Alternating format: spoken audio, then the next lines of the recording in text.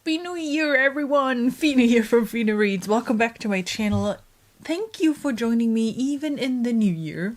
My first video of the year is going to be my bi-weekly book ramblings. This is first of all our December wrap-up as well. And then second of all, it's 3 weeks of books that I've read. So it's a bit more than usual maybe, but I'll try to stay as little rambly as possible. Let's see if that works out. I don't know. Before we start, I want to quickly wish you all a happy new year. I hope your 2022 is going to be amazing. I hope you're going to read only the best of all the books out there. And in general, that everything that you would like to achieve will come true. Next up, let's talk about December. My last reading month of the year was pretty good. I had some meh books in here, and we'll talk about that in a little bit because they all happened more towards the end. And I had some really, really good books. I read a total of 10 books. One of those was a DNF. Most of them were physical books, just 2 ebooks. And then most of it was fantasy. 6 books were fantasy, 3 were sci-fi, and 1 was a romance. I had a middle grade and a YA book in December. The rest was adult. 3 were female authors, the rest were male authors. So a pretty good mix. More than some months, less than others. It's alright. But I think for it being the last month of the year, I think I had some really good books there. 3 of those I already talked about in my previous bi-weekly book ramblings. That was Bone Shard Emperor and book 2 and 3 in the Foundation trilogy. So I will not repeat those, and I will really only talk about the books that I read in the last 3 weeks. And that were, well, 7 books, right? If we can calculate that right. 7 books that we're going to talk about. I will go in chronological order. So I will start with my 4th book of December, which was also my DNF, unfortunately. And that is The Shadow of What Was Lost by James Islington, or Islington, which is the first book in the Lycanius trilogy. And I had this sitting on my shelf for a while. I love the cover.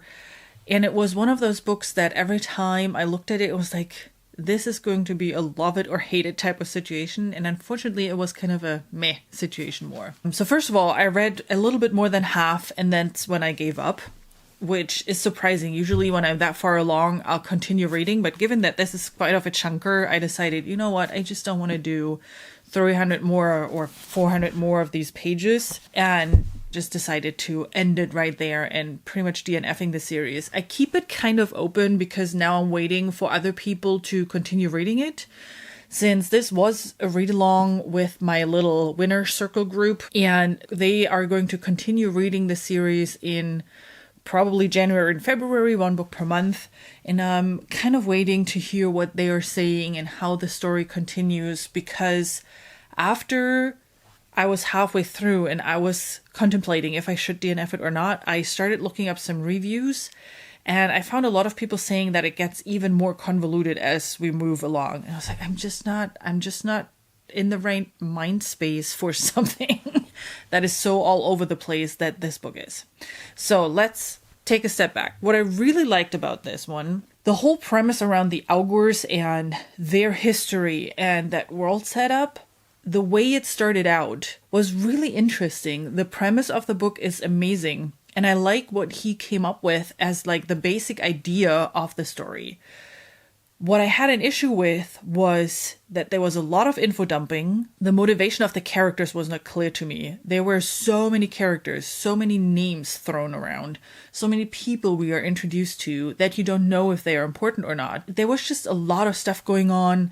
There were some plot inconsistencies. There was a lot of repetition. It just didn't read like a book a big publisher like Orbid would bring out. And I know it was a self-published book originally, but I would have hoped that since Orbit has really good editors, that they would go over it at least one more time and, you know, remove some of those repetitions. I think the book could have been a lot shorter. Again, it's this, I'm not blaming the author. I think the author has an amazing idea and I would have loved to experience this idea. I just think that the editors didn't do a good job in cleaning this up, you know, because an author is so deep in the weeds at one point, they don't see that necessarily anymore. That's the reason why we have editors and people going over plot and grammar and whatnot. And I thought there were just too many things that could have been caught and could have been made better, and then it would have been an amazing story. I gave up on it. And it's not one of those DNFs where I'm like, oh, this is a terrible book. It really isn't. I just didn't have the patience to deal with those inconsistencies, if you will. One of the things that I wanted to do in December is finish out some series. So, I mean, I finished out the Foundation trilogy. I kind of finished out the Lycanius trilogy because I DNF'd the series. And then I finished another series. Well, at least I read all the books that are published as of now. The series itself is not finished. But that is book 2 of Gunmetal Gods, which is Conqueror's Blood. And then the novella, which is actually prequel to the series, Death Rider, which you can get for free if you sign up for Zamil Akhtar's newsletter. And I read it as an ebook because I got the ebook version for free, but then I ordered the paperback version because I loved it so much, so I wanted to have all the paperback versions at home. I know, crazy problems. This was fantastic.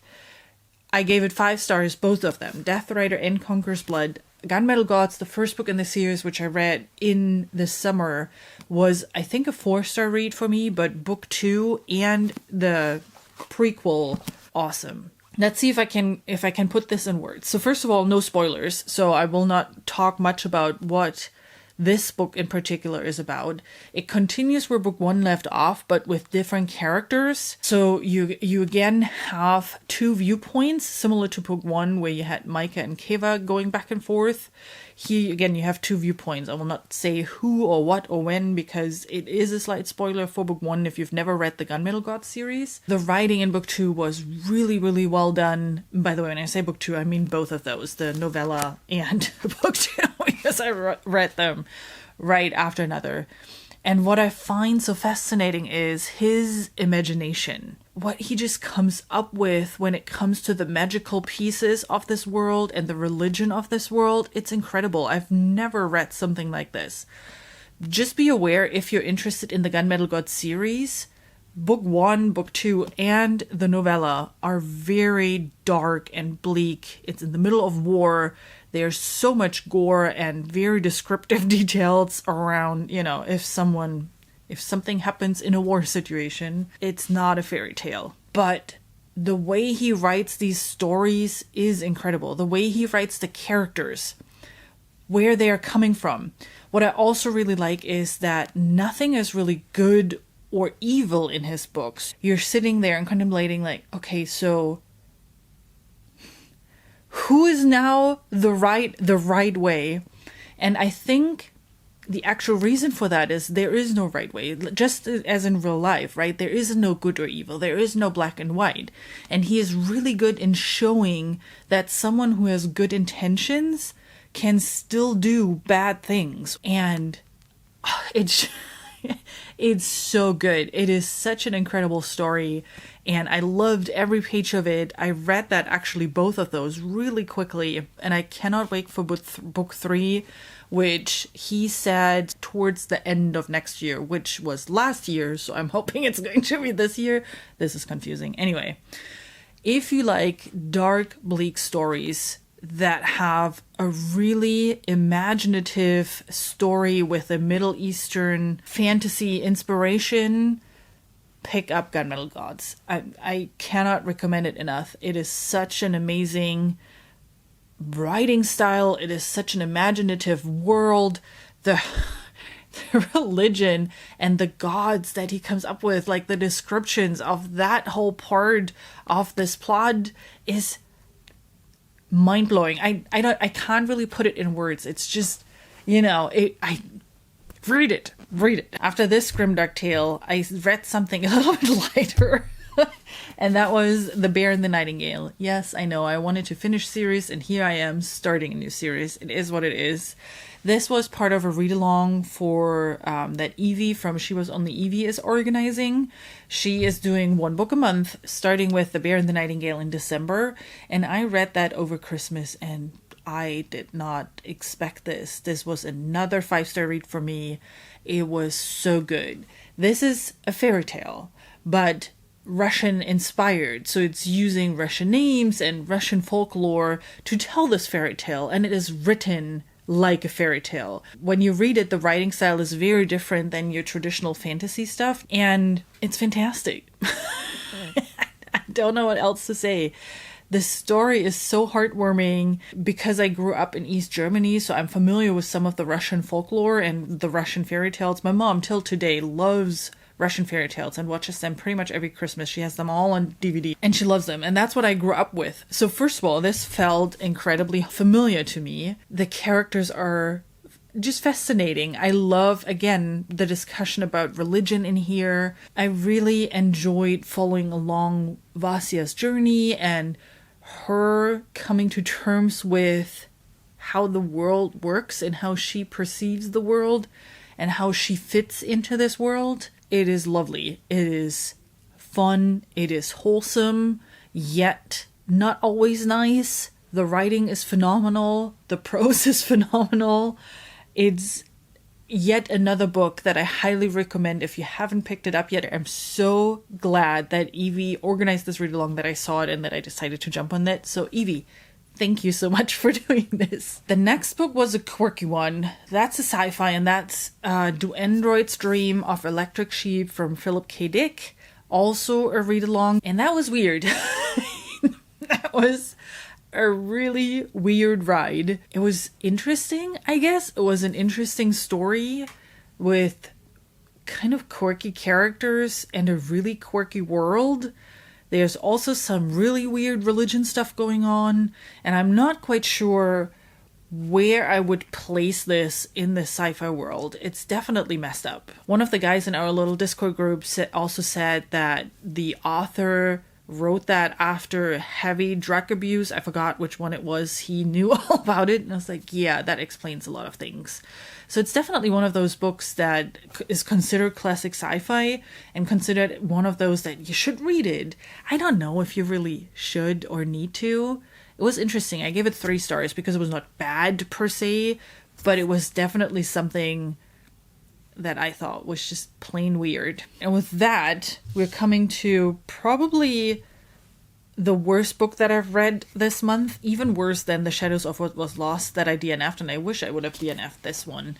And that was my very first book of the month book, How to Marry Keanu Reeves in 90 Days. This is a romance about a 44-year-old who reads a tweet about Keanu Reeves getting married in 90 days, and she has a complete fit, loses it, is basically questions all of a sudden all of her life choices because of this tweet, and decides to find Keanu Reeves and tell him to marry her, or at least not marry at all. And that is rather questionable for me. I don't know. I can see that if the main character would be 25, I would not have had that many issues with this book that I had, knowing that this main character is 44. I just cannot imagine doing something like this when you're that far along in your life already with that much life experience. Point 2 is that her best friend, who was also her brother's best friend, and her brother died in a car accident. You read that pretty early in the book.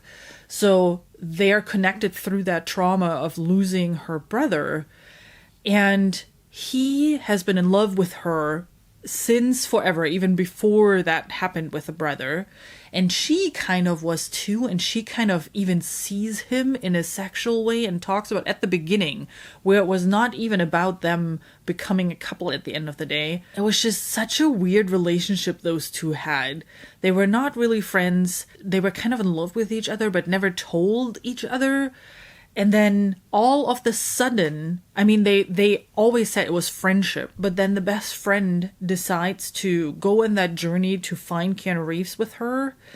And they are in their first hotel, spent the first night together, and all of a sudden they're doing adult things together. And all of a sudden they are a couple, but still not really. But yet it didn't make any sense. Let's just put it that way. I read it. I should have DNF'd it after 50 pages, but, I read it. And the last book that I read in 2021 was a middle grade book, and that was Beasts and Beauty, which was actually not even on my December TBR. I bought this book as part of the Barnes & Noble's 50% off of all hardcovers because I've seen this cover before and I loved it, and then I realized, oh, it's middle grade, so I then decided not to buy it, but 50% off, and I saw it at Barnes & Noble's and I saw the illustrations in here and they're just beautiful, so I decided to buy it. And actually, I'm glad I did, I have to say. Yes, it's middle grade. This is taking some of the most known fairy tales and pushing them into the current time, updating them from the typical, ooh, the princess needs to be saved by the prince type of trope, but rather, no, the princess can save herself. She doesn't need that prince to save her, right? So he rewrote some of the fairy tales to make them fit to today's times. What I really loved about it, he not only did that, but he also wrote them across various cultures and countries.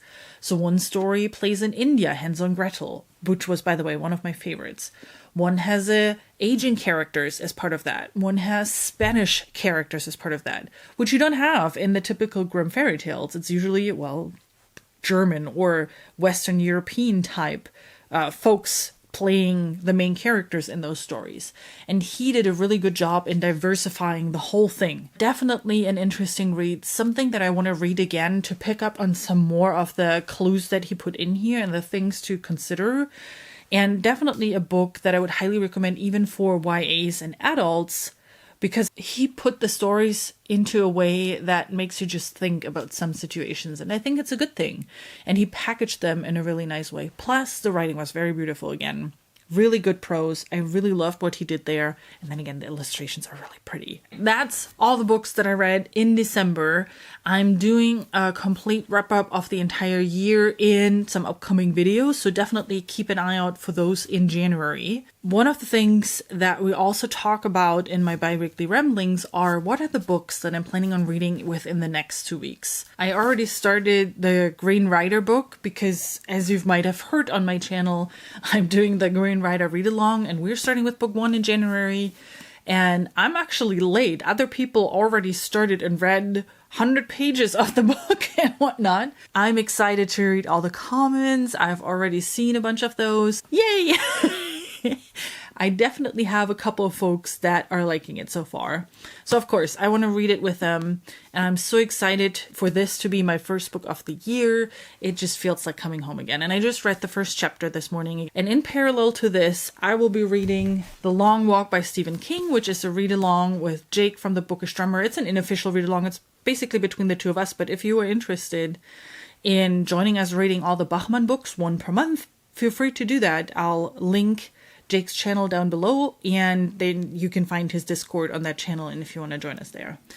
Since both of those are rereads for me, I'll probably read those in parallel. I know this is not something I usually do, but those stories are different enough that I'm not going to mix anything up.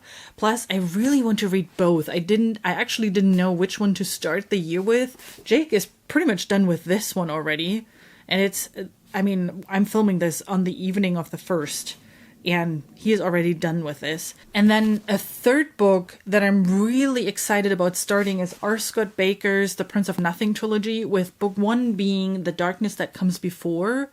And that was sold to me as a book with great philosophy, a great talk about politics, religion, and all those kind of things, and amazing prose. And one of those books that you should read a bit slower. Since Green Rider and The Long Walk are rereads for me and easier books because of that, I might actually read this at the same time as the other two. I don't know. I'll figure it out. I'll see what I feel like. But this is definitely something that I wanted to start earlier rather than later. That's it. Enough ramblings. I will never do a 3-week break again because it's clearly too much that we need to talk about. 2 weeks is the perfect timing, it feels like. So we'll continue doing this in 2 weeks. Definitely do not forget to subscribe if you haven't already so you get to see all of those. And then I'll just hope I see you with my next video. Till then, have a great rest of your day. Bye!